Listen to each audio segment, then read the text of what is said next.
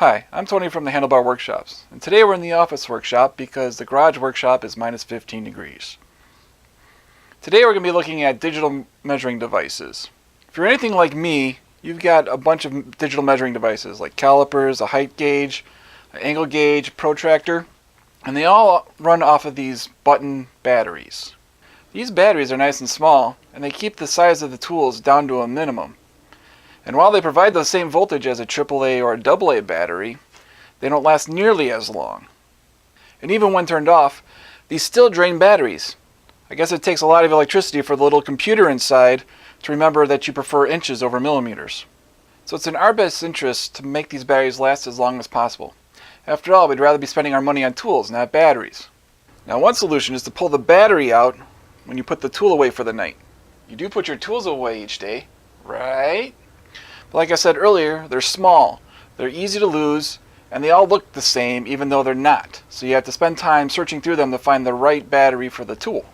Some packaging provides a place to store the battery. Well, technically it's supposed to be for the backup, but we go through these things so fast that you can't keep up. So you just put the one back in that spot. What, you threw away the packaging? Well, that's alright. There's an easy solution. All you got to do is flip the battery around and put it back in. Now don't worry, a backwards battery isn't going to hurt the tool. The way these things work is the battery has one side and the edge that's all one piece of metal. The other side is a circular piece of metal that's separated from the edge metal. The voltage exists between those two pieces of metal.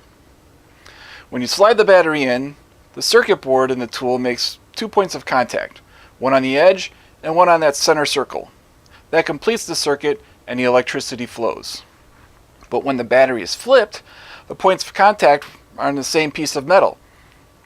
Therefore, there's no voltage and no current can flow. So not only it takes a couple seconds to pull the battery out, flip it around, and put it back in. Just got to do that at the beginning and at the end of the day. And your batteries will last a lot longer. So there you have it, a nice easy way to make your batteries last a little bit longer. If you like this tip, give me a thumbs up. If you want to see more like this, hit the subscribe button down there, and if you have any questions or comments, just leave them in the comments section below. I usually respond to them within a day or two. As always, thank you for watching, and I'll see you in the next one.